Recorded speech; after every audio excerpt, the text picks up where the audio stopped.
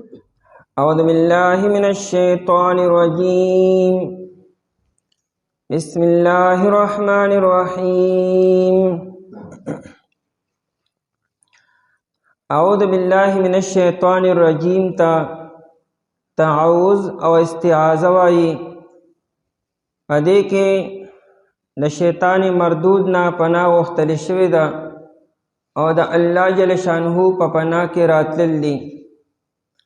ورپسې بسم الله الرحمن الرحیم دې ته بسمله او تسمیه ویل کېږي. د تسمیه معنا ده نوم اغستل، نو تسمیه د الله نوم اغستل، او بسمله معنا ده بسم الله ویل. د دې بعضې جملو خپل خپل نومونه دي، لکه د لا حول ولا قوة الا بالله نوم حوقله دی، د الحمدلله نوم حمدله، د حی علی الصلاة حی علی الفلاح نوم حی علی. د دې خپل خپل نومونه دي. نو بسم الله الرحمن الرحیم ته بسمله ویل کېږي، بسم الله ویلو. بسم الله الرحمن الرحیم کې د الله تعالی درې نومونه راغلي دي. یو د الله تعالی ذاتی نوم دی او دا دوی صفتی نومونه دي، او په دې کې رحمت او شفقت او مهرباني دا معنا پرته ده. چې کله تا د شیطان نه پناه وغوښته، د شیطان نه پناه کې رالی، اوس د الله نوم واخله او شروع کا، نو چې کم یو کارم شروع کې هغه کار به تا ته آسان شي. د هغې پوره کول او د هغې سر ته رسول به تا ته اوس آسان شي. ځکه رکاوټونه شته نه، د دشمن خطره نشته. نو چې ته که معمولی کار دی او که غټ کار دی، د الله د نوم په مدد سره شروع کې نو هغه به تا ته آسان بشي. او که د الله د نوم د مدد نه بغیر شروع کې نو ممکن ده چې سر ته ونه رسي. ابن ماجه کې روایت دی، نبی علیہ الصلوۃ والسلام فرمایي هر یو اهم کار او محتم بشان کار، یو لوی کار چې د الله د نوم د بغیر شروع شي نو هغه بې برکته وي.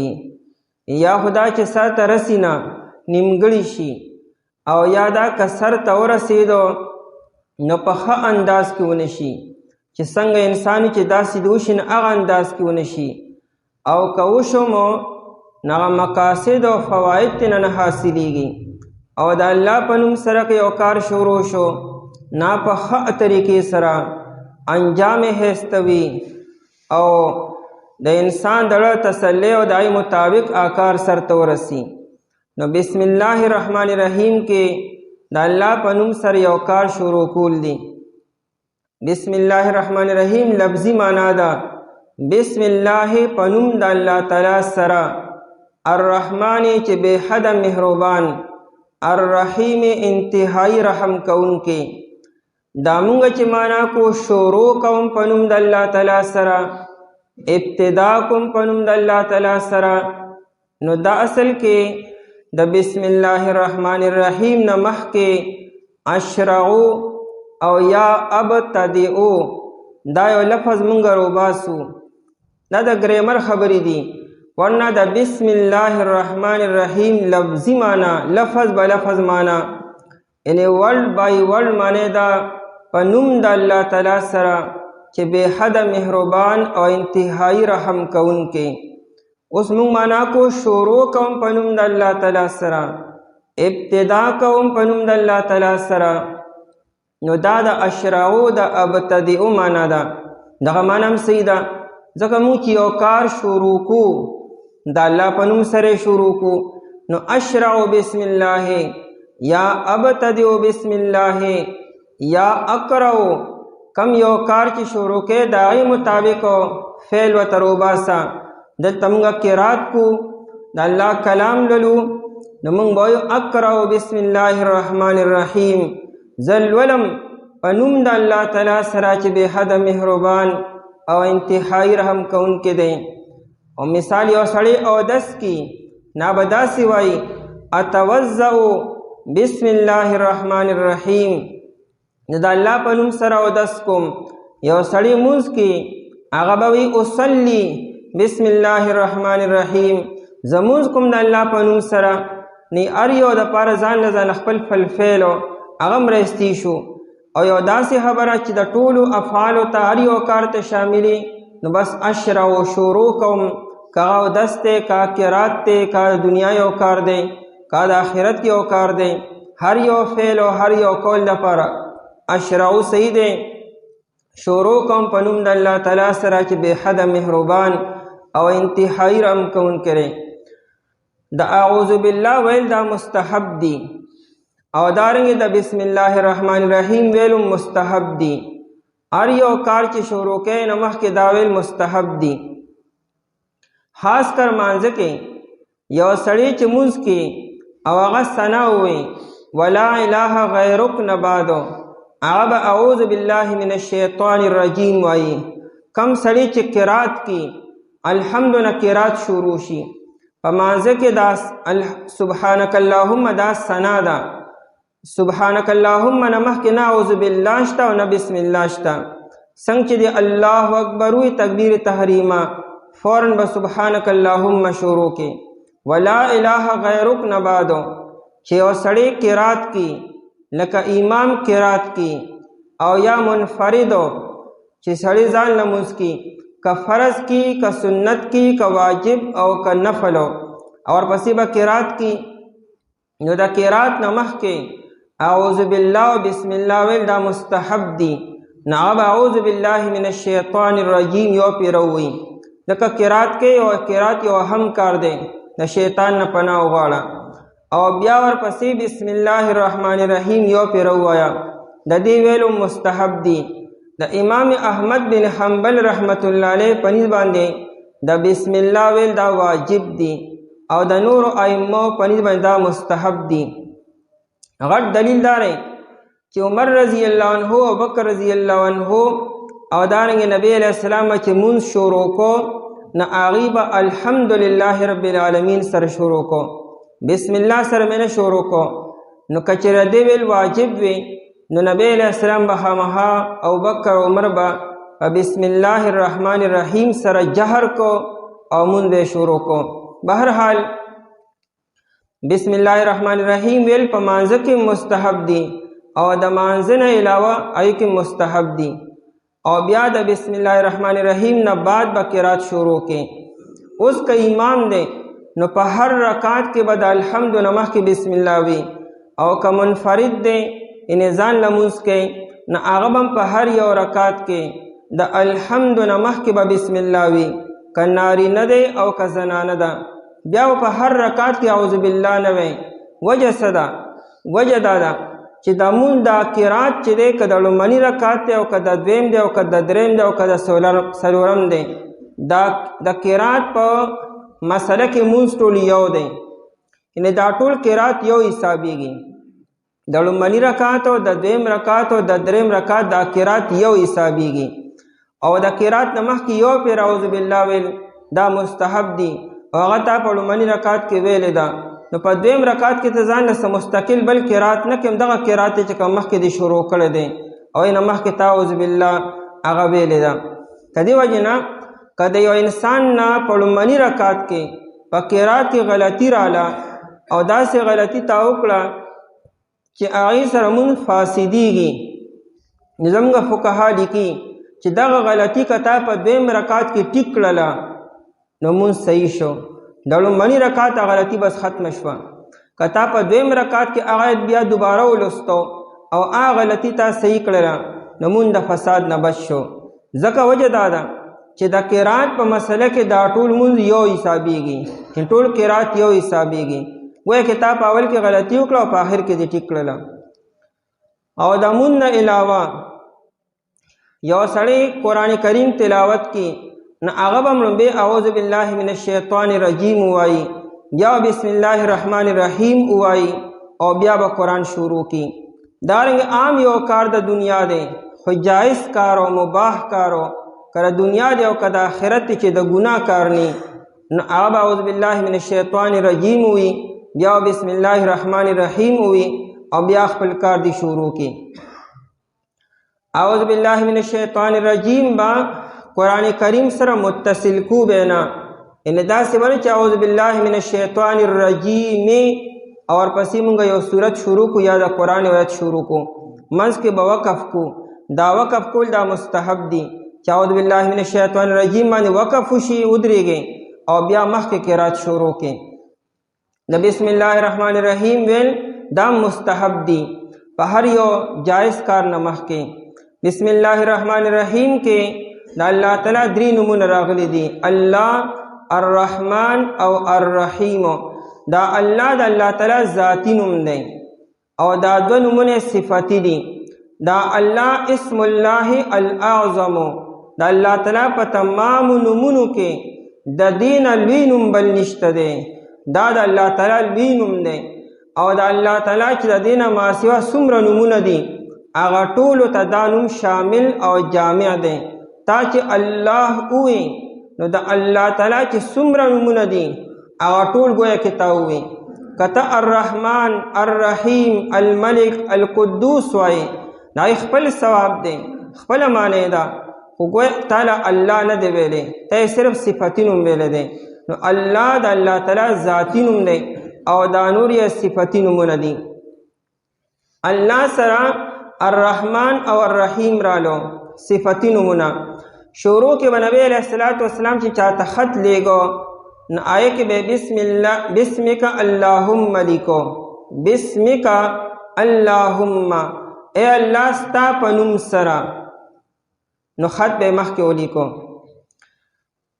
بیا چکل بسم اللہ مجریہا و مرساہا دا سورہ ہود آیت نازل شو نو بیا بنبی علیہ السلام بسم سرا اللہ لکو یعنی بسم اللہ بے لکو بیا ورپسی چکلا دا سورہ بنی اسرائیل آیت نازل شو قل ادعوا اللہ او ادعوا الرحمن نو بیا بنبی علیہ السلام حکم کو کہ اس اللہ سر الرحمن لکے نو بیا بنبی علیہ السلام بسم اللہ الرحمن دا بے لکو او چکل دا سورہ نمل آیت نازل شو انہو من سلیمان و انہو بسم اللہ الرحمن الرحیم چکل راغے نبی نبی علیہ السلام بسم اللہ الرحمن الرحیم بلکو نو بسم اللہ الرحمن الرحیم کا مضمون لکے کا کتاب لکے کا خط لکے چاہتا روکا لکے ندائی پا شروع کے بسم اللہ الرحمن الرحیم لکل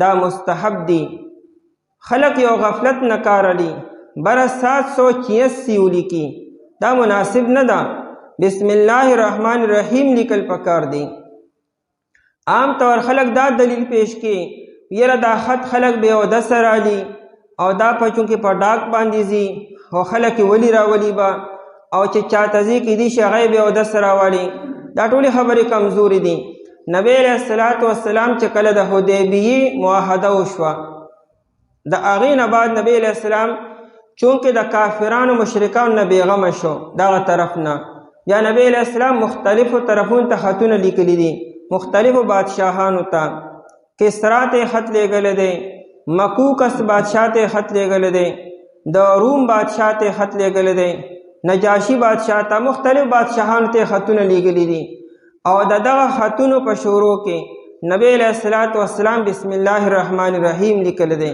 حالانکہ دا کسرا چو دا فارس بادشاہ اگر دا خط شلول دے ٹکڑے کڑے دے بے حرمتی و بے عزتیم کڑے دا اور نبی علیہ السلام تا محکن علم کیوا کہ بادشاہانو ناشنا مزاجو ندی سوک بے قدر کی سوک بے حرمتی کی سوک بے عزتی کی سوک سو دائی باوجود نبی علیہ السلام دا خط پا شروع کے بسم اللہ الرحمن الرحیم لکل دے نو بسم اللہ الرحمن الرحیم لکل پکار دی اغا بے حرمتی و بے عزتی کے نرازی بہرحال نبی علیہ السلام چکل دا حدیبی معاہدہ لکلا نو دائی پا شروع کے بسم اللہ الرحمن الرحیم یولی کو مشرکان و اعتراضوں کو یمون رحمان و رحیم نہ پی جنو الانکہ خی پی جندو دا دی زد او عنادو دا نچائی رحمان و رحیم نہ پی جندلو دا دائی زد و عناد و مخالفتو اسی اوبے خڑولے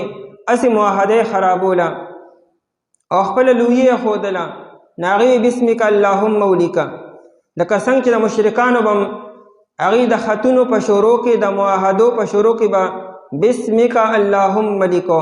نبی علیہ الصلوۃ والسلام علی رضی اللہ عنہ ته حکم وکړو روان کا بسم الله الرحمن الرحیم. علی رضی اللہ عنہ کاتبو دا معاهده هغه لیکله. هغوی څنګه روان کما دا الله نوم به څوک وراني څوک دا جرأت کولی شي. نبی علیہ السلام ما ته ارادې وکړه زه به روان کما بسمک اللهم ولیکلی شو. دارنګې من محمد رسول الله دا ولیکلی شو. هغې مونږ ته رسول الله نه پیژنو او نه تا منو. مونږ زمونږ خو جنګ په رسول الله باندې دی چې مونږ تا محمد بن عبدالله منو خو محمد رسول الله مونږ تا نه منو. نبی علیہ السلام رسول الله مران کا هغې نشم رانولی او بیا نبی علیہ السلام په خپله روان کو. نو دا بسم الله الرحمن الرحیم نبی علیہ السلام د معاهدې په شروع کې هغه لیکلی ده. نو بسم الله الرحمن الرحیم د خط په شروع کې د کتاب په شروع کې او په ژبه باندې ویلو دا مستحب دی او کار الله تعالی برکتی کی او سر ته ورسی. بسم الله کې دا الله چې دی دا د الله تعالی ذاتی نوم دی او دی معنا داره الله هغه ذات ته وي چې هغه موجود دی او دا هغه د موجودوالي ضروري دی. د ضروري مطلب دا دی چې په داسې یو زمانه نه ده راغلی چې دغه ذات پکې نه او په ده به داسې یو زمانه نه راځي چې دی به ګنې نه وي. د ده دا وجود ضروري دی واجب دی. الله د همیشه نه و او همیشه دی او همیشه به وي. او د الله نه ما سوا چې کم یو مخلوق دی نامي مخلوقو په هغه داسې یو زمانه راغلی وه چا پکې نه و. که هغه جبریل دی که میکائیل دی او که هغه یو بل مخلوق دی په دې باندې داسې یو زمانه وه چې هغه نه و یعنې مسبوق بالعدم و نشوالی پرې راغلی دی او د الله تعالی په ذات باندې نشوالی نه ده راغلی. الله هغه ذات ته وي المستجمع لجمیع صفات الکمال چې هغه کې به د کمال تمام صفتونه موجودي. هغه ذات ته الله ویل کېږي او هغه به د هر قسم عیب او د نقصو د هغې نه به پاک وي. نو داسې یو ذات ته الله ویل کېږي او دا صفتونه صرف او صرف الله کې موندلی شي. بل یو مخلوق او بل یو معبود کې دا خبرې نشته دی. الله جل شانه صفتی نمونه هغه الرحمن او الرحیم. دا الرحمن او الرحیم کې دا د مبالغې صیغې دي یعنی په دې کې د حد نه سوا معنا ده. دا د رحمت نه جوړ شوي دي که الرحمن دی او که الرحیم دی د رحمت نه جوړ شوي او راایستلي شوي دي او که عربی کې وایو مشتق شوي دي. رحمت په عربی کې رقت القلب ته وي د زړه نرموالی او د زړه نرمېدو ته ویل کېږي. نو آیا د الله تعالی ولې مړه شته دی او آیا ولې د الله تعالی هم زړه نرمیږي؟ حالانکې زړه دپاره جسم پکار دی. الله جل شانه د جسم نه پاک دی. الله جل شانه د زړه نه پاک دی. نو بیا د زړه نرمي څه مطلب دا لازمی معنا مراد ده. د چا چې زړه نرم شي نو هغه باندې مهرباني کی بیا لطف کی شفقت پی کی. نو د رحمت کې د لطف د مهرباني دا مونږ چې د الرحمن معنا مهرباني کو دا لازمی معنا کو ورنه حقیقی معنا د الرحمن دا ده یعنی هغه ذاتو چې دا غړ ډیر زیات نرمیدونکي وي او الرحیم معنا هغه ذات چې دا غړ ډیر زیاتو نرمیدونکي وي هغه ته ویل کېږي. او چونکې د الله دپاره زړه جسم دې خبرو نه پاک دی نو لازمی معنا ترې مراد شوه چې د زړه نرمېدو نه مراد مهرباني ده او لطف دی او چاته متوجه کېدل دي. نو ځکه موږ د الرحمن معنا کو بې حده مهربان چې ډېرې زیاتې مهربانۍ کې. الرحمن کې عموم دی. الرحمن کې 15 حرف دي. رحیم کې 4 حرف دي. را ح یا میم رحیم. او رحمان کې 15 حرف دي. را ح الف میم او الف او نون. عربی کې دا قانون دی چې کله په یو کلمه کې یو حرف سوا شي نو معنا به هم سوا کېږي. کثرت المبانی تدل علی کثرت المعانی. یو حرف چې کله په یو کلمه کې سیوا شو معنا هم سیوا کیږي. با رحیم کې مهرباني شوه، رحمان کې مهرباني شوه، او په رحمان کې یو حرف سیوا دی نو د رحمان مهرباني د رحیم د مهربانو نه سیوا شوي. دیو جن موږ معنا کو چې الرحمن معنا بے حد مهربان. په دنیا کې د الله تعالی مهرباني ډېرې زیاتې دي، عام دي په کافر او په مشرک او په مؤمن او مسلمان، که عاصی دی او که مطیع دی، که حیوانات دي او که انسانان دي، په هر چا باندې عام دي. او د رحیم تعلق آخرت سره دی. آخرت کې به د الله تعالی مهرباني په مؤمن او مسلمان او په مطیع باندې به وي. په دنیا کې د الله تعالی مهرباني هغه عام دي. نه الرحمن تعلق دنیا سره او د رحیم تعلق هغه آخرت سره. د دې وجه بعض علما داسې معنا کوي الرحیم الرحمن عام مهربان ولده، الرحیم خاص مهربان ولده. او داسې معنا هم ده چې الرحمن بے حد مهربان او الرحیم انتہائی رحم کونکي. حدیث کې راځي نبی علیہ الصلوۃ والسلام فرمایي چې د الله تعالی سل رحمتونه دي. الله تعالی خپل رحمت جعل الله تعالی رحمت الرحمت 100 جزء. الله تعالی خپل رحمت سل اسی کړی دی. یو کم سل اسی خپل ځان سره ساتلی دي، یعنی غیر دنیا ته نه دی را لېږلي، او یوه حصه د رحمت دنیا ته را لېږلی دی. او د هغه یوې حصې د وجې نه تاسو ګورئ چې خلک په یو بل باندې مهرباني کوي، زناور په یو بل باندې مهرباني کوي، حیواناتو کې مرحم دی، انسانانو کې مرحم دی. نو دا دنیا کې چې څومره رحم تاسو ته ښکاري دا د الله تعالی د رحمت هغه سلمه حصه ده، او یو کم سل حصې هغه الله تعالی د آخرت دپاره یې ښودي. د قیامت په ورځ باندې الله تعالی ټیک ته شروع کې به جلالي الله تعالی غصه به وي، غضب به وي، ښه به تر یو وخته پورې وي کافرانو دپاره او مشرکانو دپاره. بیا به د الله تعالی جمال لا مخامخ شي، د الله تعالی غصه به ختمه شي، بیا د الله تعالی جمال. الله اکبر.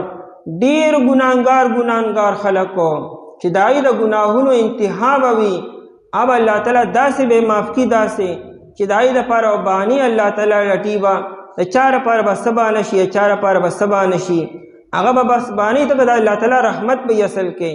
او دا مغفرت به د خلکو کېږي د لوی لوی متکبرو، د لوی لوی ګناهګارو، په شرط دی چې بس ایمان سره یو سړی دنیا نه تللی دی او لا اله الا الله محمد رسول الله اقرار یې کړی دی. نور که هر څومره ګناهونه وي بس هغه د الله تعالی رحمت مخې ته هغه به ختم شي. ځکه چې ورحمتي وسعت کل شیء، د الله رحمت هر یو څیز باندې حاوي دی. انسان د خپل سوچ او سمجھ مطابق ګناهونه وکړي او ټوله زندگی ګناهونه وکړي، د الله تعالی د رحمت مخې ته هېڅ هم نه دي. نو د الله تعالی رحمت به بیا خور شي په هر چا باندې، او ډېر خلک به دای مغفرت به وشي. الله جل شانه زمونږ ستاسو هم دغه رحمت نصیب کړي. د الله تعالی رحمت زیاتر به آخرت کې ښکاره کېږي، دنیا کې هم د الله رحمت دی. نو بسم الله الرحمن الرحیم، په نوم د الله تعالی سره، یعنی شروع کوم په نوم د الله تعالی سره چې بے حد مهربان انتهایی رحم کوونکی دی. دا بسم الله الرحمن الرحیم د مونځ او د قرات نه علاوه په نورو اوقاتو کې هم راغلی دی. نبی علیہ الصلوۃ والسلام احادیثو کې راځي ذکر دی یو سړی بیت الخلا ته داخلیږي، واشروم ته داخلیږي، نو مخکې درې پیرې به بسم الله ووایي، بیا به اللهم انی اعوذ بک من الخبث والخبائث، ای الله زه پناه غواړم په تا سره د مذکر شیطانانو د مؤنث شیطانانو نه. نو حدیث کې راځي ابو داود شریف کې روایت دی چې یو سړی په دې کلماتو سره بیت الخلا ته داخل شو، نو الله تعالی د انسان او د شیطان منځ کې پردې راولي، سرکش شیطانان ته او جنات د انسان بیا نه ښکاري. د خوراک نه مخکې ته بسم الله اوله و آخره وي، په دغه خوراک کې الله تعالی برکت واچي او شیطان پای کې مداخلت نه کړي.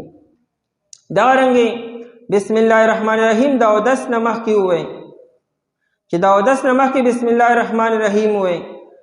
امام احمد بن حنبل سے وی د اودس نه مخکې بسم الله الرحمن الرحیم دا واجب او فرض دی. وی که چاونه نه اودس نه دی شوی خو زموږ په نیمه د اودس چې کوم دی نو شوی دی. نو د بسم الله الرحمن الرحیم ذکر په ډېرو ځایونو کې دی. قرباني چې کوي او یا څاروي حلالوي نو هغه به په بسم الله د الله په نوم سره به حلالوي، بسم الله الله اکبر سره. نو د بسم الله ذکر په ډېرو ځایونو کې دی. یوه زمانه وه چې نارینو زنانو به یو کار کو د الله په نوم سره به کو.